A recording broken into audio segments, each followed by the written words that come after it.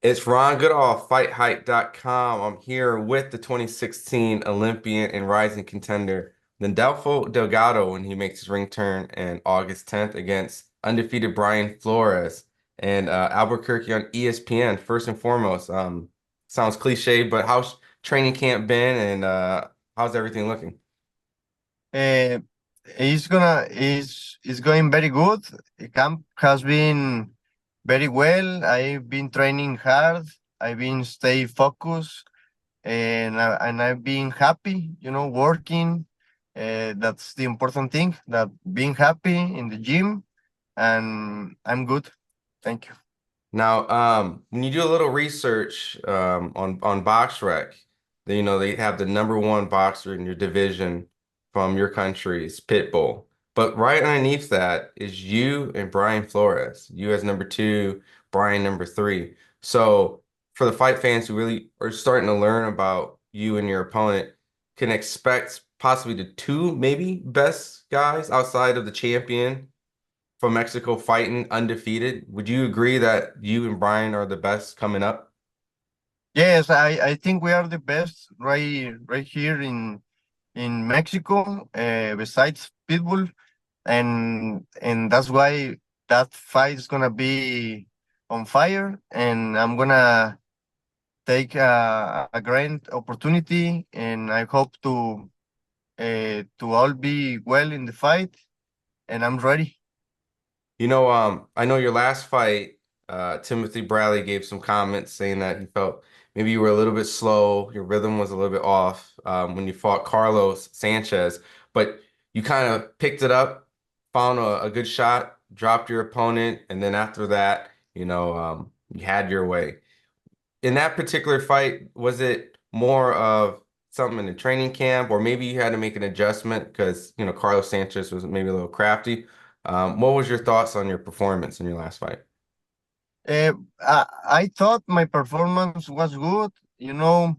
Sometimes the people, the commentators like Bradley want to see more actions in the first round, but I think I don't want to, exchange and do it a lot in the first round. I wanna see my opponent, and I want to, like decifrate or decifrar.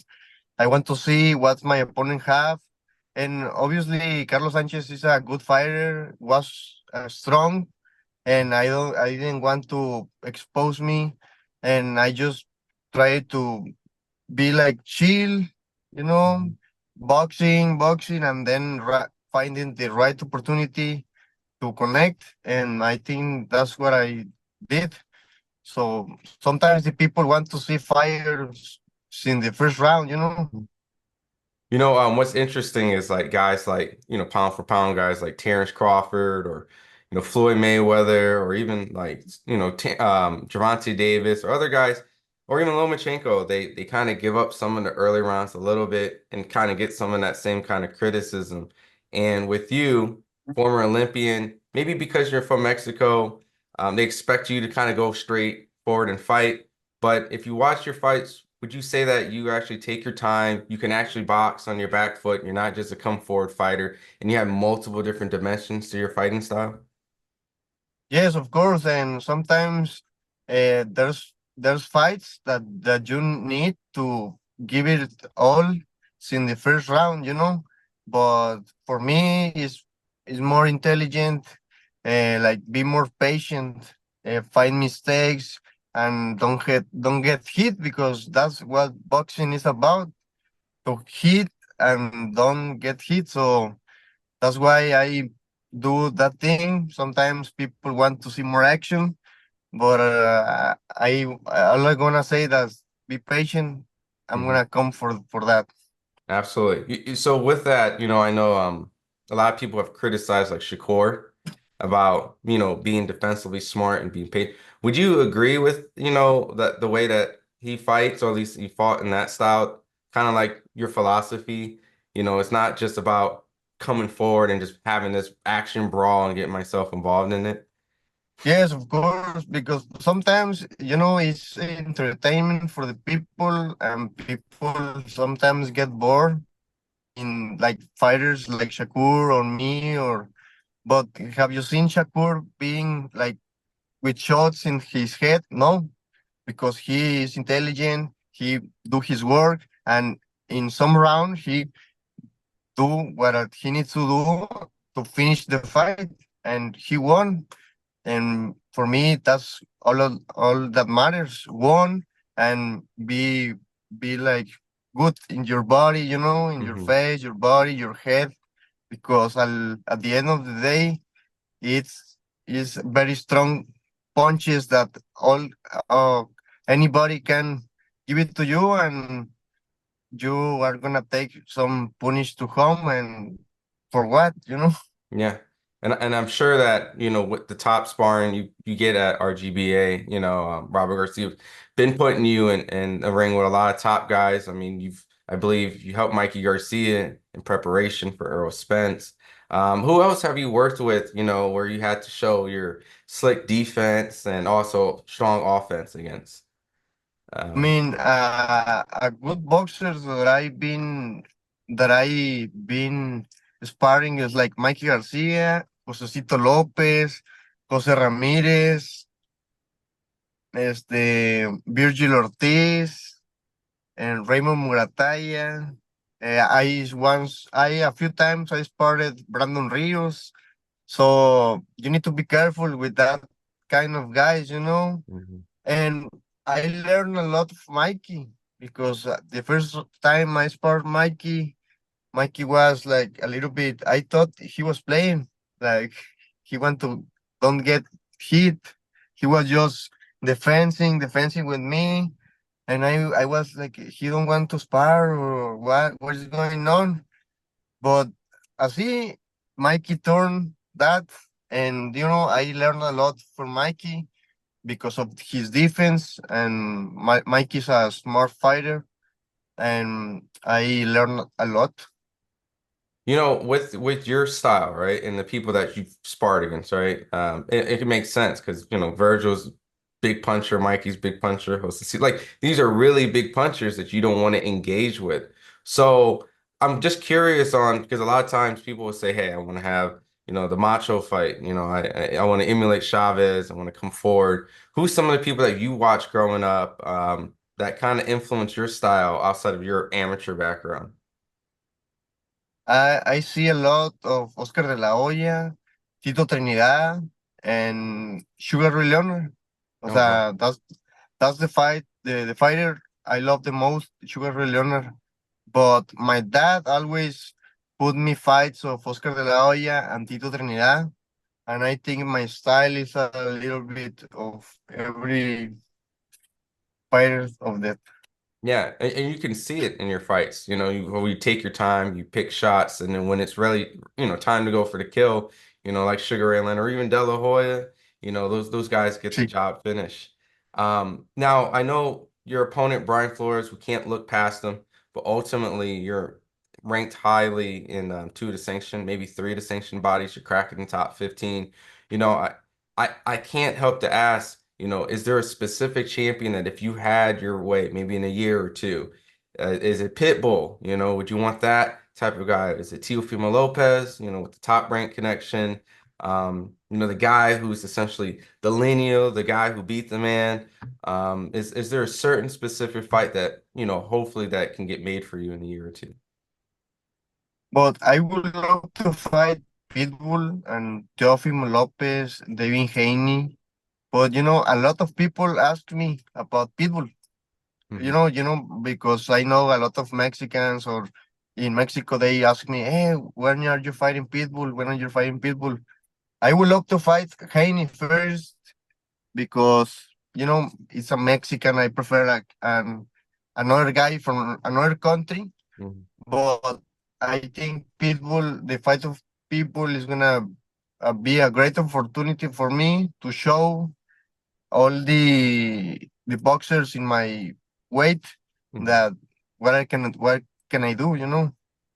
Do you think Pitbull gets So past Rayo Venezuela? Because, that's kind of another, war. yes,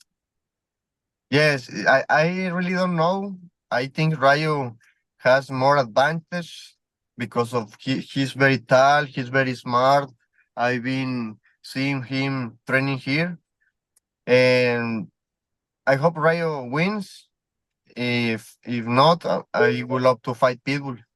Yeah, and you say you hope Rayo wins. Is that I hope Rayo wins so I could face him, or I hope Rayo wins because I'm like, cool with them, right? That's a is that That I hope that Rayo wins because he's training here with Robert, and I see him a lot of times, and we make a good friendship. I know Mhm. he's in my division, but I'm not focused on Rayo. I don't think somebody happen with Rayo soon. I will love to face Haney, Teofimo, Mhm. and Pitbull. You Yeah. know, Have you sparred Rayo for this camp? Have you guys worked no, each other? No? But- no, because of the styles. He's he has a sparring like look similar to Pitbull. Throw Yeah. punches, coming forward, and I'm not that kind of guy. But he looks good. Yeah, And he looks good. I've been seeing sparring every three weeks, 3 days a week, and he seemed very confident and very sharp. awesome. My last two questions. Seeing the fact that you see these guys, um, you know, there's a mega fight. You sparred Virgil Ortiz, and essentially huge guy. I don't know how much of a weight difference between you guys, but I'm sure that that was very good work for each other. Um, I know a lot of times people are thinking Virgil and maybe Boots, they might fight each other. That might be like the next Crawford Spence or Mosley De La Hoya. Um, a lot of people are very high on Boots. Do you think that when people say Boots beats Virgil, they're overlooking Virgil very easily? And is that a fight 50-50 or 60-40 in your eyes? Yeah, I think they are overlooking Virgil, but because I seen Virgil working these last sparrings, and he's like a destroyer. Yeah. O sea, he's really amazing. He's very intelligent. He's very sharp, and he always coming for the kill. You know, I did so much sparring with Virgil when he was 140 and 147, but right now he's 154. He's so big, and if sometimes we share the ring, he knows to work. He we respect us, but when he was 140 and 147, we did a good sparring. We both, uh, you know, eh, did a good sparring. Yeah. And I know all that good sparring's going to get you prepared August 10th against Brian Flores. I know it's a tough guy.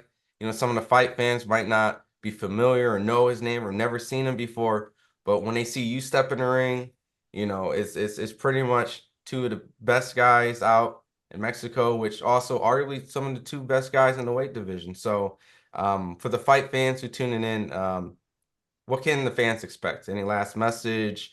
Anything to keep in mind? Any money? Maybe we should put on the seventh round. Just like the last fight. Is there anything you want to tell the fans out there? But I would love to stop him. I would love to win a fight, like a beautiful knockout. I hope so. But you never know, and he's coming for the win too, and he's preparing. And I know he's a great guy, great boxer, and it's gonna be on fire the fight because he's coming forward, and I need to be everything what I need to do to win. Absolutely. And every fight that you're in so far has been fire. So I know the fight fans will be really excited. So really appreciate the time. I'm looking forward to see your fight. No, thank you very much. I like the interview. Thank you. Awesome. Appreciate it.